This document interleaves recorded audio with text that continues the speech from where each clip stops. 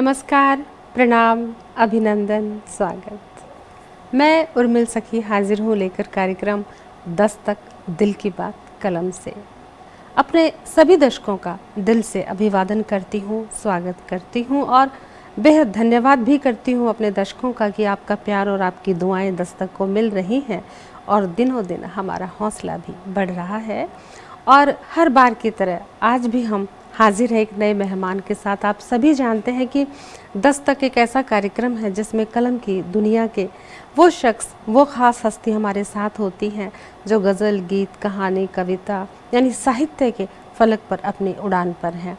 और इस कड़ी में आज हमारे साथ जो शख्स हाजिर हैं हमारे दस्तक में, जस्ट टीवी के प्रांगण में, जिन्होंने आज दस्तक में दस्तक दी है, मैं उनके बारे में उनसे मुलाकात करने से पहले उनके बारे में बताना चाहूँगी कि वो भारतीय वायुसेना से यानी एयरफोर्स से सेवानिवृत्त हैं और साथ ही पेशे से इस वक्त वकील हैं।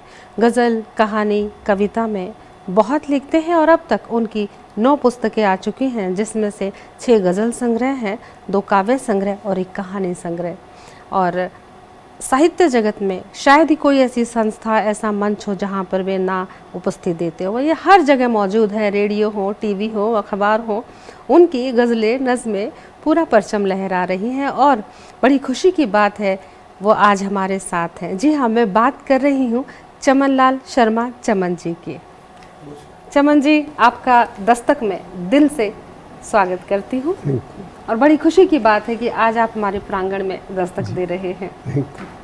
और बहुत सारे आज आपके ऊपर सवाल भी होंगे, बहुत सारे सवाल पूछे जाएंगे क्योंकि जो आपकी ज़िंदगी से भी वाबस्ता होंगे, आपकी शायरी से भी। कोशिश करूँगा। तो तैयार हो जाइए।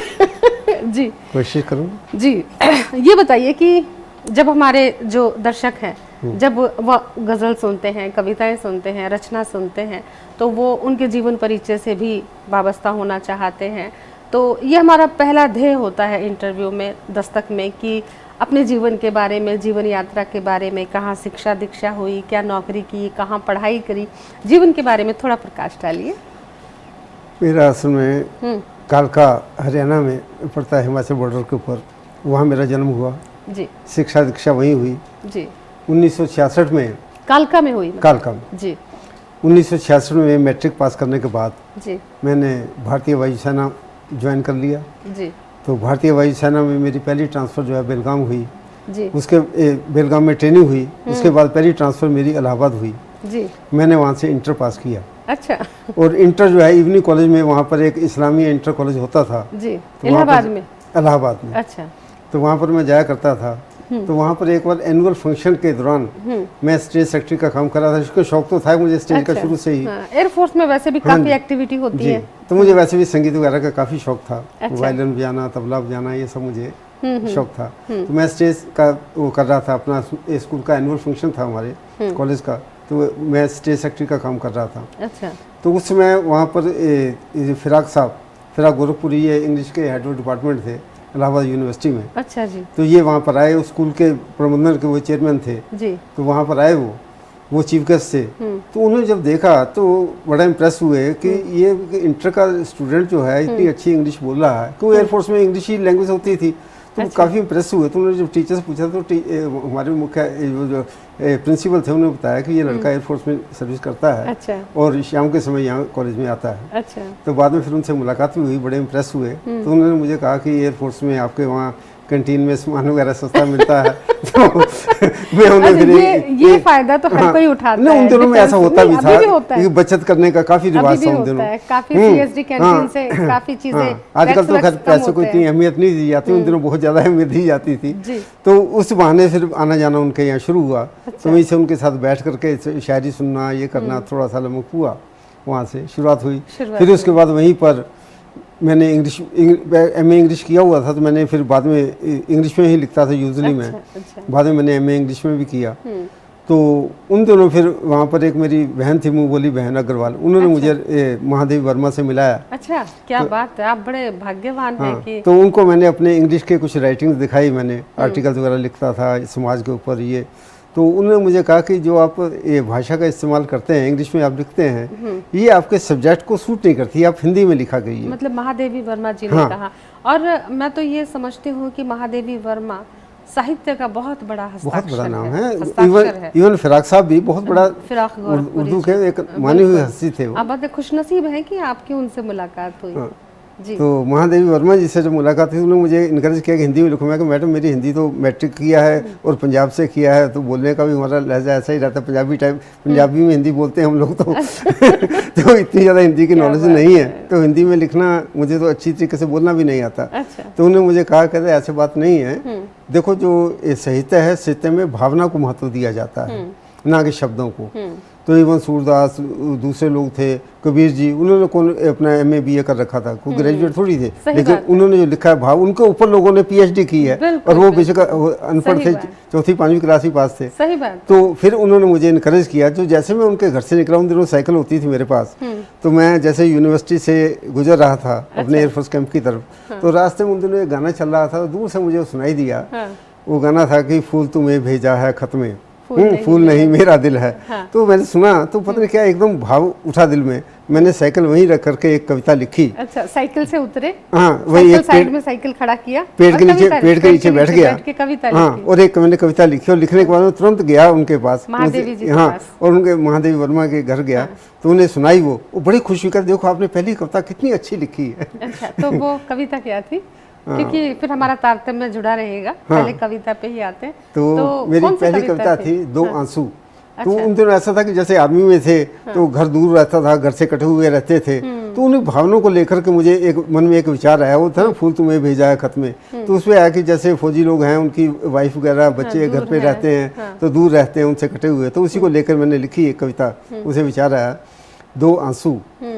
कविता थी कि भेज रही हूँ प्रिय इस खत में, भेज रही हूँ प्रिय इस खत में, दो आंसू लो भेंट तुम्हारी, आंख मूंद कर पढ़ लो इसमें, छिपी हृदय की पीड़ा सारी।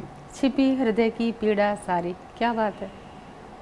भेज रही हूँ प्रिय इस खत में, दो आंसू लो भेंट तुम्हारी, आंख मूंद कर पढ़ लो इसमें, छिपी हृदय की पीड़ा सारी। खत लिखने बैठी जो तुमको, अच्छा, खत लिखने बैठी जो तुमको, बरस पड़े बेबस नैनों से, हाथ में खत था ध्यान मगन था, पहुंच न पाई मैं आंचल से। आय हाय हाय। खत लिखने बैठी जो तुमको, बरस पड़े बेबस नैनों से, हाथ में खत था ध्यान मगन था, पहुंच न पाई मैं आंचल से, क्या लिखूं ये ही कह देंगे, जो भी है सब व्यथा हमारी, भेज रही हूँ प्रिय इस खत में, दो आंसू लो भेंट तुम्हारी। क्या बात है। और इस रचना में मैं देख रही हूँ कि नारी मन के कोमल मनोभावों की अभिव्यक्ति है।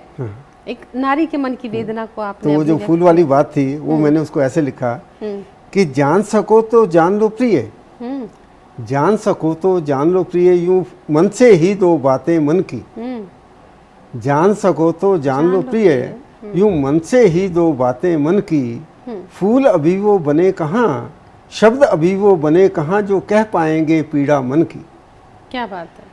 जान सको तो जान लो प्रिय, यूं मन से ही दो बातें मन की, शब्द अभी वो बने कहाँ, जो कह पाएंगे पीड़ा मन की, और फूल कहाँ भेजूं जो तुमको। अच्छा, फूल कहाँ भेजूं जो तुमको, मन की सुनी बगिया सारी, भेज रही हूँ प्रिय इस खत में, दो आंसू लो भेंट तुम्हारी। क्या बात है।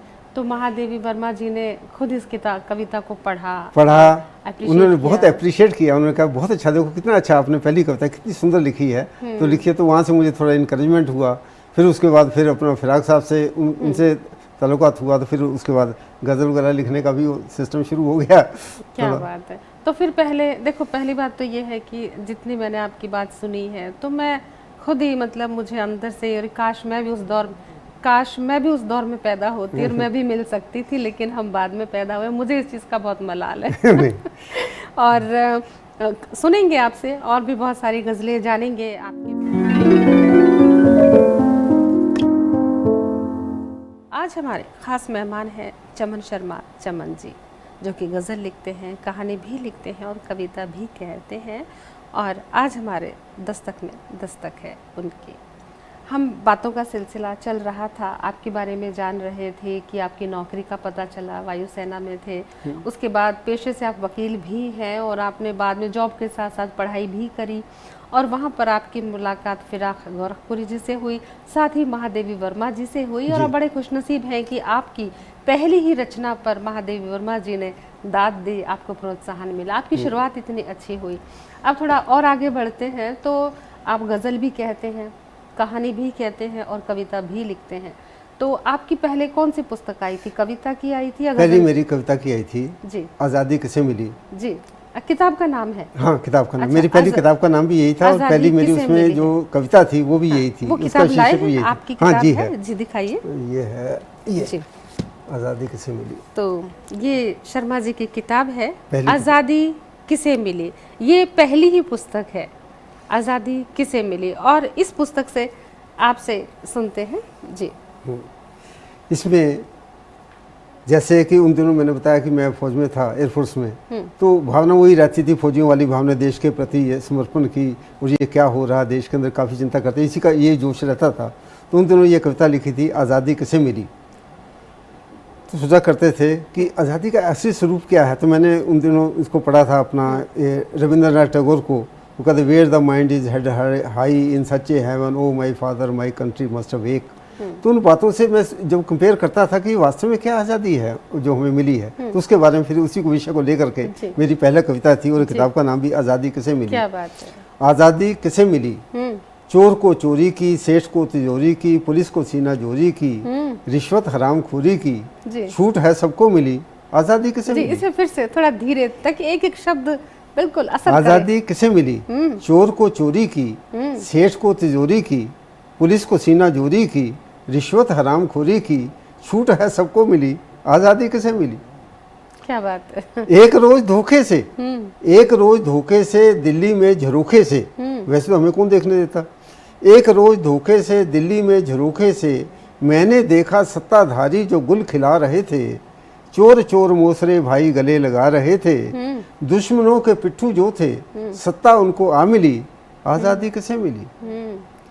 बहुत खूब। और एक है कि देश के लिए जिन्होंने भाई और बेटा दिया, देश के लिए जिन्होंने भाई और बेटा दिया, देश के लिए बनी विधवा बलि पति दिया, आज देश से उसे उषा मशीन है मिली, आज़ादी किसे मिली। क्या बात है, क्या दर्द भी है कि देश के लिए जिन्होंने भाई और बेटा दिया, देश के लिए बनी विधवा बलि पति दिया, आज देश से उसे उषा मशीन है मिली। उन दिनों फौजियों की विधवाओं को ये भेंट किया जाता था कि आज देश से उसे उषा मशीन है मिली, आज़ादी किसे मिली। बच्चे मेरे देश के हैं भूखे कुल बुला रहे, बच्चे मेरे देश के हैं भूखे कुल बुला रहे, नौजवान रोजगार के लिए कराह रहे, और सत्ताधारी बैठ दिल्ली में मलाई खा रहे, क्या बात है, करके उद्घाटन मजे से देखते कथाकली, आज़ादी किसे मिली। मजे से देखते कथाकली, आज़ादी किसे उद्घाटन करते हैं, वहाँ पर प्रोग्राम वगैरह देखते हैं, दैट्स ऑल दे एंजॉय।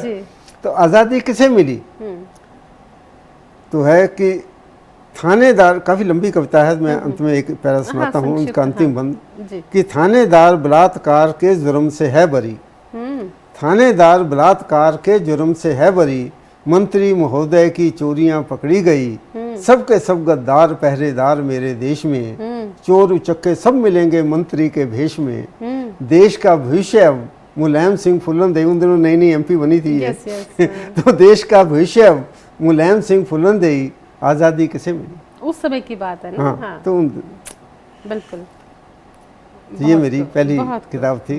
उसके अंदर ज़्यादातर कविताएं जो हैं वो देश से संबंधित ही हैं, इसी किस्म की भावनाएं रही। एक तो आप देशभक्त थे, देश सेवा कर रहे थे वायुसेना में, तो देशभक्ति का जज्बा था, जोश था, तो जाहिर सी बात है पहली रचना एक देश का सिपाही जो होता है, एक तो उनकी तो रचनाओं में शौर्य गाथा या फिर वो व्यंग होगा जिसको वो जो है दिल को कटाक्ष होता है। इनमें ज़्यादातर रचनाएं उसी देश के संबंधित ही हैं ज़्यादातर। जी जी। और इसके अलावा कोई अपनी पसंद की गज़ल पे भी मैं बात करूंगी, क्योंकि एक ऐसा विषय है, ये तो आपने कविता की बात कही कि आपने कविता लिखी, पहली किताब कविता की आई और पहली ही किताब आज़ादी किसे मिली से आपने कविता भी सुनाई। अब बात करते हैं गज़ल की। गज़ल आप भी कहते हैं, गज़ल हम भी कहते हैं, बहुत लोग कहते हैं, लेकिन मैं चाहती हूँ हमारे जो दर्शक हैं उनको पता चले कि गज़ल और कविता में क्या अंतर है, गज़ल कहाँ से आई, कहाँ से पैदा हुई, कब से इसका चलन हुआ, इसकी थोड़ी सी यात्रा पर प्रकाश डालेंगे आप? बहुत अच्छा सवाल किया आपने जी। शायद मैं वैसे फैक्ट स्पीकिंग आपने अचानक ऐसा सवाल पूछ लिया जी को इतना ज़्यादा मैं इस बात के तैयार भी नहीं था। चलो जी, जी। कोशिश करता हूँ, लेकिन मुझे मालूम है आपको पता है बहुत मुश्किल वो है टॉपिक आपने, लेकिन फिर भी जी। गज़ल शब्द जो है ये एक्चुअली अरबी शब्द है, और गज़ल का शाब्दिक अर्थ जो होता है वो होता है औरत से बातें करना या औरत की बातें करना। उन दिनों ऐसा होता है कि जेंट्स ही शायरी करते थे, तो इसलिए बाद में इसकी जगह औरत की जगह महबूब शब्द आ गया, अपने प्रिय से बातें करना और प्रिय की बातें करना। इस शब्द में ऐसे इंटरप्रिटेशन इसका हुआ, ये अरबी से था। अरब के बाद फिर ये गज़ल ईरान पहुंची। शाब्दिक अर्थ इसका ये था, कुछ लोग इसको गज़ाल से भी जोड़ते हैं गज़ल को। गज़ाल होता है हिरनी, हिरनी के अंदर एक अपने अंदर ही कसूरी होती है और उसी को वो ढूंढती रहती है, और जब उसके पास जो है एक शिकारी कुत्ते जो हैं उसके पीछे भागते हैं तो दर्द से एकदम चिल्लाती है। उसके दर्द में एक अजीब सा ही उसकी उस चिल्लाहट में, चीख में एक अजीब सा दर्द होता है जी। तो उसको उससे भी लोगों ने, कुछ लोग जोड़ते हैं कि गज़ाल मीन्स दर्द, अपना दर्द का बयां करना, तो उससे भी इसको गज़ल को जोड़ा जाता है। गज़ल में दर्द तो वो तड़प, हिरनी जो तड़पती है, हाँ, वो तड़प है। हाँ, तड़प भी आती है इसमें। तो उसके बाद अरब से ये जब ईरान पहुंची तो वहाँ पर लोगों ने ज़्यादातर जो है उन दिनों में इसका जो है कसीदे पढ़ने का वो था कि भगवान की तारीफ, खुदा की तारीफ करना या महबूब की तारीफ करना या राजा महाराजाओं की उनकी तारीफ करना, तो कसीदे उनको बोलते थे पढ़ना, तारीफ करने। वहाँ से फिर जो है 15वीं सदी में जब मुगलों का दौर आया तो वहाँ से अफगानिस्तान से होती हुई गज़ल जो है फिर हिंदुस्तान में पहुंची, हैदराबाद हिंदुस्तान में पहुंची। तो यहाँ पर जो है, यहाँ पर फिर मीर, दाग, ज़ौक़, गालिब से चलती चलती ये आगे आई।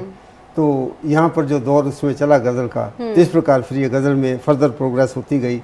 खाली ये नहीं, और गज़ल में बेसिकली जो है दो किस्म के वो लिए जाते हैं, इश्क हकीकी और इश्क मिजाजी। तो इस कदम फिर गज़ल में फिर आगे तो प्रोग्रेस इश्क हकीकी जो है और इश्क मिजाजी, इसमें भी अब आपने जिक्र कर ही दिया है, तो इसको भी जरा अच्छे से डिस्क्राइब कर दीजिए। हाँ, हकीकी होता है जो खुदा से संबंधित, जो धार्मिक उससे जो लेते थे उसको बोलते थे कि हकीकी, हाँ सूफियाना, उसको हकीकी बोलते थे।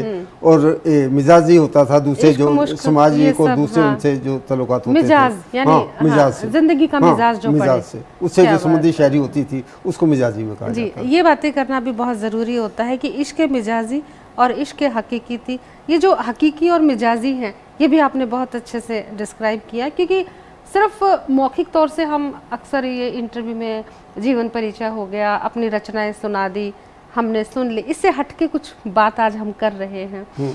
तो चलो ये तो हमारे दर्शकों को आज पता चल ही गया कि जो गज़ल है वो शराब और शबाब से शुरू हुई थी और आज वर्तमान समय में सामाजिक गज़लों का भी समावेश हो चुका है आज के समय में।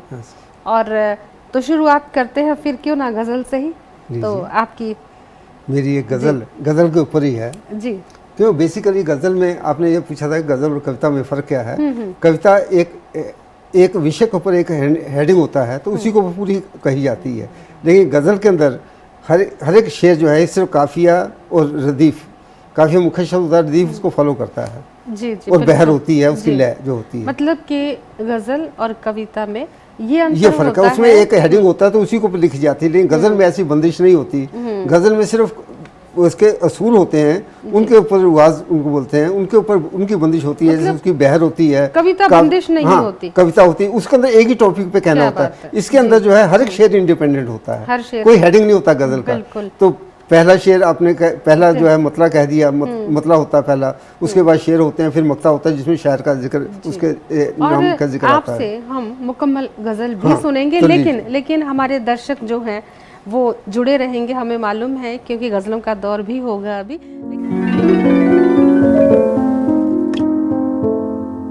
आज हमारे साथ हैं शायर, कहानीकार, कवि, जो है गज़ल भी कहते हैं, कविता भी कहते हैं, शायरी भी करते हैं, और हमारे साथ है चमन शर्मा। चमन जी, बातों का सिलसिला जारी है और बात को आगे बढ़ाते हैं। शर्मा जी, आप गज़ल भी लिखते हैं, तो गज़ल लिखते हैं तो फिर चलो गज़ल ही सुन लेते हैं आपसे, और बात इस पर और भी हम बात करेंगे। गज़ल के एक ऐसा विषय है जिस पर बहुत कुछ कहा जा सकता है, लेकिन साथ के साथ गज़लों पर बात है तो गज़ल भी सुनना बनता है। जी स्वागत अभी जैसे मैंने जिक्र किया था, इससे पहले हम गज़ल के बारे में, गज़ल क्या है, काफिया, रदीफ, बहर, उसके बारे में बात की थी। तो ये गज़ल मैंने इसी विषय के ऊपर एक गज़ल लिखी है। जी मुलाज़ा फरमाएं कि पूछते हो मुझे कि क्या है गज़ल, पूछते हो मुझे कि क्या है गज़ल, बात कहने की कदा है गज़ल। क्या बात है।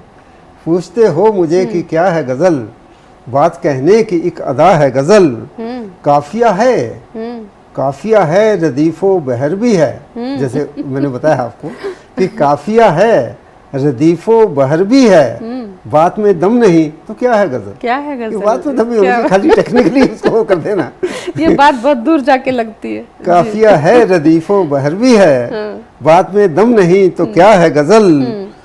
और दिल में ठहराव है समंदर सा, दिल में ठहराव है समंदर सा, दिल हिला दे वो वलवला है गज़ल। क्या बात है। दिल हिला दे वो वलवला है गज़ल। और हर ज़माने का अक्स इसमें दिखे, हर ज़माने का अक्स इसमें दिखे, एक शफ़ाक आईना है गज़ल। क्या बात है। एक शफ़ाक आईना है गज़ल। और बात खुद से ही ज्यों करे कोई, जी बात खुद से ही ज्यों करे कोई, वो मुझे यूं सुना रहा है गज़ल। क्या बात है। वो मुझे यूं सुना रहा है गज़ल। और जितनी पीता हूँ उतनी प्यास बढ़े। क्या बात है, शायरी का नशा। जितनी पीता हूँ उतनी प्यास बढ़े, क्या गजब का चमन नशा है गज़ल। क्या बात क्या गजब का चमन नशा है गज़ल। जितना गज़ल का ज्ञान होता जाता है उतनी ही गज़ल लिखने की प्यास बढ़ती है। क्या बात है जी, बहुत ही खूबसूरत गज़ल थी। और ये बंदिश जो है गज़ल की, काफिया, रदीफ, मक्ता, मतला, सब कुछ बड़ी खूबसूरती से शिकायत भी कर दी है ना, कि बंदिशों में रह के दम घुट जाता है कई बार ख्यालों का। बिल्कुल आप यही कह रहे थे। जी एक और गज़ल के लिए आपसे आग्रह करती हूँ। एक और मेरी गज़ल काफी पॉपुलर हुई कि फूलों की तरह तू कभी खुलकर खिला तो कर। क्या बात है, वाह। कि फूलों की तरह तू कभी खुलकर खिला तो कर, रिश्ता भले ना रख मगर हंसकर मिला तो कर। क्या बात है। फूलों की तरह तू कभी खुलकर खिला तो कर, रिश्ता भले ना रख मगर हंसकर मिला तो कर। शर्मा जी बीच में थोड़ा सा दखल दूंगी। ये जो आप ये दो शेर है, मुकम्मल पूरी गज़ल, मुझे यकीन है हमारे दर्शक जो सुन रहे हैं ना वो पक्का कॉपी पेन लेकर बैठ गए होंगे। इतनी उन्होंने भी आगे अपनी महबूबा को ये देनी है जाके। जी फूलों की तरह तू कभी खुलकर खिला तो कर, रिश्ता भले ना रख मगर हंसकर मिला तो कर। किस बात पे खफा हो तुम, किस बात पे खफा हो तुम, कुछ तो पता चले। आ बैठ मेरे सामने शिकवा गिला तो कर। क्या बात है। आ बैठ मेरे सामने शिकवा गिला तो कर। मैं देख तुझसे मिलने, मैं देख तुझसे मिलने तेरे दर पे आ गया। क्या बात है। मैं देख तुझसे मिलने तेरे दर पे आ गया, अपनी अनाह के तख्त से तू भी हिला तो कर। क्या बात है। अनाह होता अहम, अहम। अपनी अनाह के तख्त से तू भी हिला तो कर।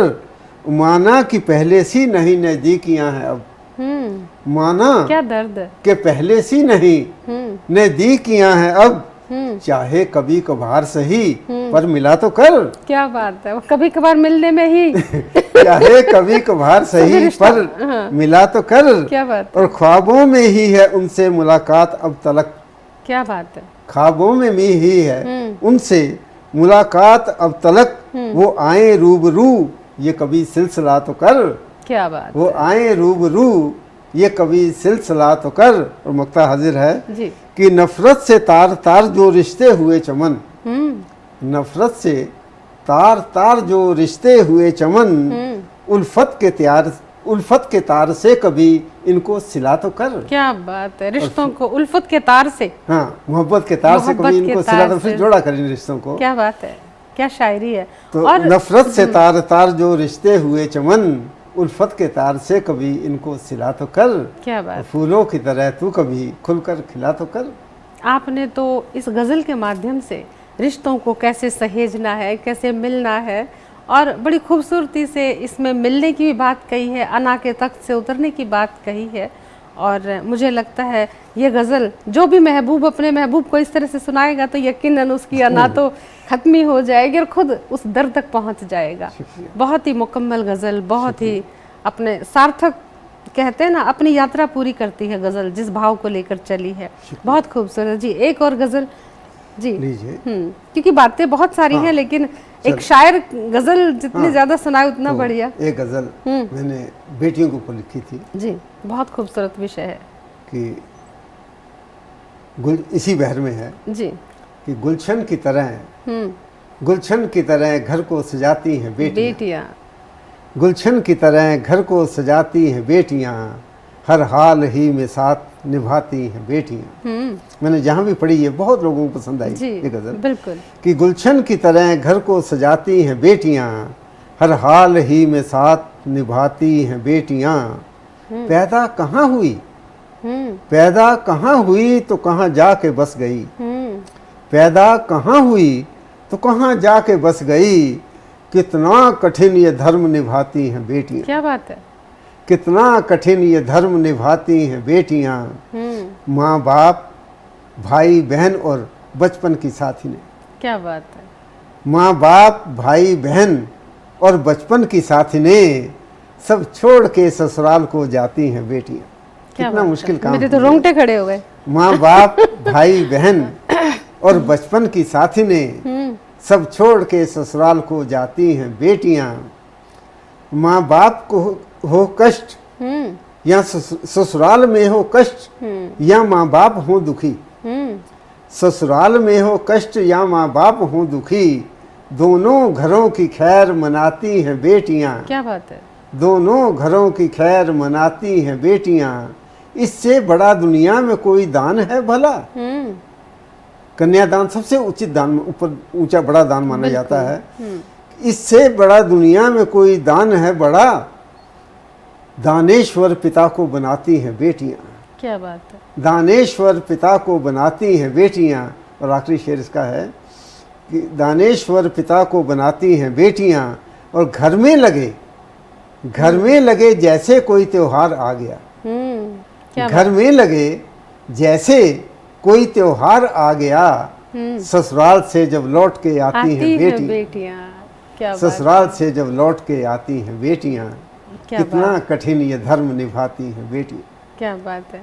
और मैं समझती हूँ कि आपने बेटी, ये इस दर्द को, इस एहसास को तो वही समझ सकता है ज़्यादातर जिनके बेटियां हैं। हाँ, मेरी 2 बेटियां हैं। मेरी भी है लेकिन अभी मैंने विदा नहीं किया उनको।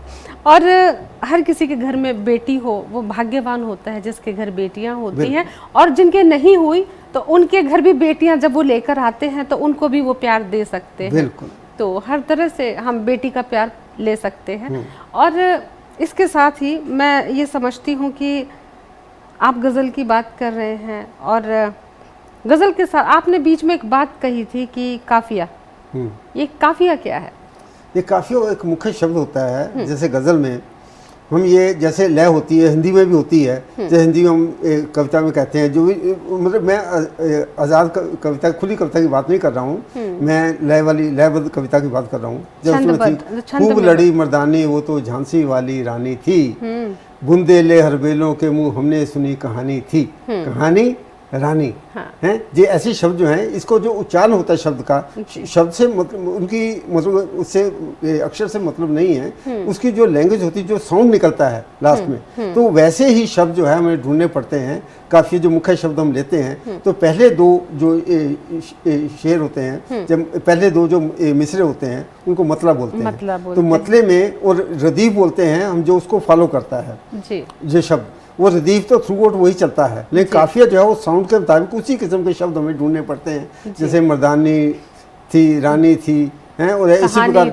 हाँ, और इसी प्रकार रानी, मर्दानी, इसी प्रकार हम गज़ल में हैं, हम बोलते हैं मोहब्बत, अदावत, एलावत एक्सेट्रा, मतलब ऐसे शब्द जो हैं उसे बोलते हैं। अदा है गज़ल, कहा क्या है गज़ल, हैं, हुआ है गज़ल, सुना है गज़ल इत्यादि। आखिर के जो शब्द है, अदा है गज़ल, सदा है गज़ल, कदा है गज़ल, सबा है गज़ल। हाँ, तो ऐसे वो हमारे, हाँ, तो गज़ल जो है वो रदीफ है, और ये जो है अदा है गज़ल, ये अदा का साउंड जो है, सदा का साउंड ये है। जैसे खुले, गुले, मिले, एक्सेट्रा। तो ये जो है इनको काफिया से काफिया, काफी से काफिया मिलेगा तो गजल अपने पैरामीटर तो बाकी उसके पैरामीटर जो है वो बहर जो है उसको लय बोलते हैं, वो जो मीटर। और गजल एक मुश्किल विधा भी है, लेकिन जिनको आ गई तो समझो। नहीं, लेकिन ऐसा है, देखो गजल और कविता में एक फर्क है कि कविता में एक टाइटल होता है, एक हेडिंग होता है, तो हम उसी के बारे में बंदिश, उसी के बंधे होते हैं, उसी में हम कहते हैं खुल करके।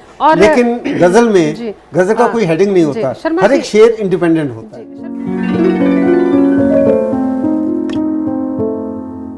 आज आप सुन रहे हैं शायरी यानी गजलें चमन शर्मा चमन जी से।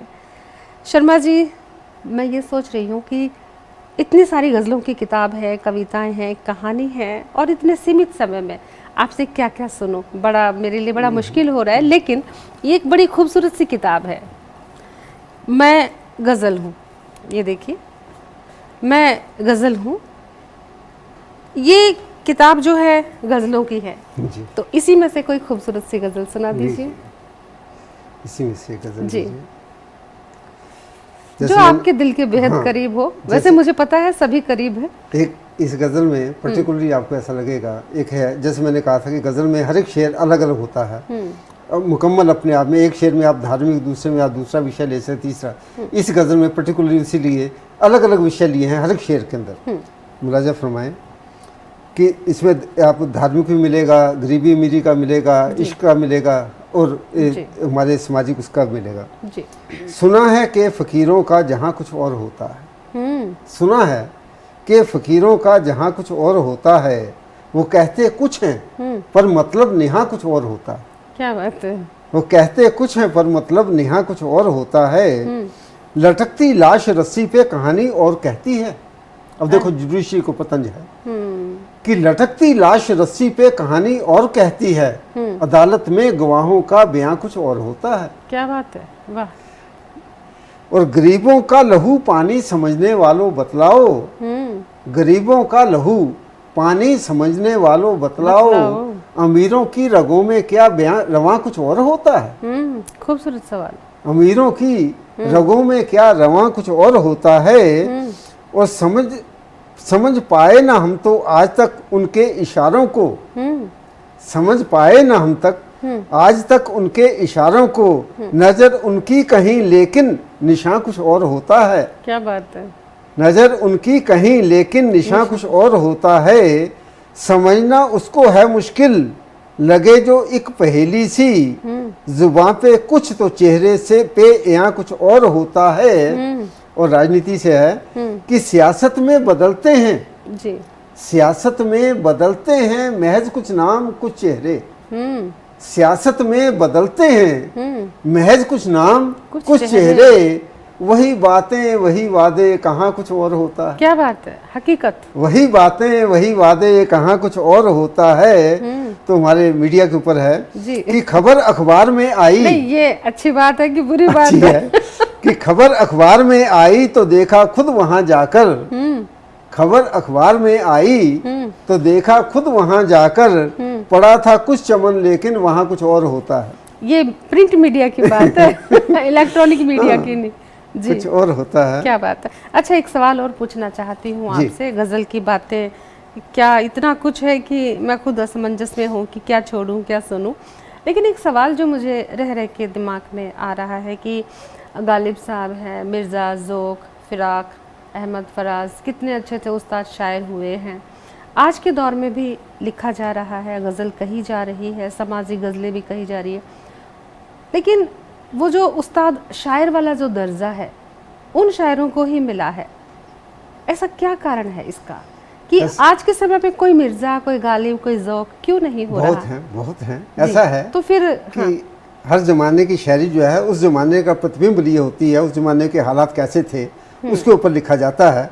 लेकिन शायरी ने बहुत तरक्की की है उस ज़माने के बजाय। जैसे गालिब, मिर्ज़ा, मीर साहब के ज़माने में उस ज़माने की जो शायरी होती थी, इश्क हकीकी, जो हकीकी शायरी होती थी, वो सिर्फ खुदा की तारीफ़ करते थे या खुदा से दुआएं मांगते थे। आज का शायर जो है वो खुदा को सामने हाजिर नाजिर करके उससे सवाल पूछता है। ये तरक्की है आज की शायरी। और उस ज़माने की जो इश्क मिजाजी शायरी होती थी वो शराब, शवाब, दो चीज़ों में अधिकतर इसी यही उनके मुद्दे होते थे उन दिनों में। लेकिन आज का शायर जो है, लेकिन ये भी कहते थे कि शराब और शबाब तक ही गजल सीमित होती थी उन दिनों, और जब कोई गजल कहता था तो कहते थे कि बिगड़ैल है। हाँ, तो ऐसा भी कहा जाता है। हाँ। लेकिन आजकल के शायर ने, आजकल के शायर ने शायरी को जो है एक आम लोगों के बीच में आकर खड़ा कर दिया है। आज का शायर लिखता है टूटे हुए रिश्तों के ऊपर। आज का शायर जो है चांद को महबूबा के मुंह से कंपेयर नहीं करता, बल्कि चांद पर जाने की, वहाँ घर बसाने की वो वहाँ तक पहुँचता है। उसकी सोच,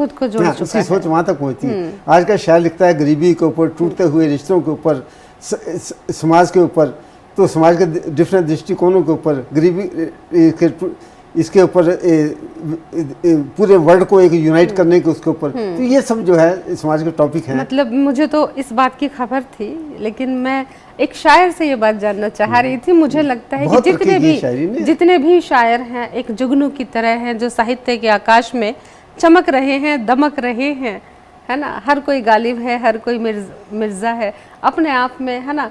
मतलब कंपेयर नहीं किया जा सकता किसी को भी। हर एक आदमी का एक अपना व्यक्तित्व रहता है, अपना अस्तित्व रहता है। सभी साहित्य के जुगनू टिमटिमा रहे हैं जी, सब अपनी रोशनी बिखेर रहे हैं। और जी, और ये बताइए कि आप इतना लिखते हैं, पेशे से वकील हैं, वकालत भी करते हैं और साथ ही गज़ल की भी पैरवी करते हैं, तो कैसे सामंजस्य बिठाते हैं अपने जो वकालत के पेशे में भी और गज़ल के? ऐसा है कि दोनों में, ये सवाल मेरे भी दिमाग में आया था कि दोनों में बहुत ही कंसंट्रेशन भी चाहिए और समय भी चाहिए। एक बार एक दिन में आया था कि I will not be able to justify both, तो मेरे मन में एक बार आया था एक चीज़ को छोड़ दूँ।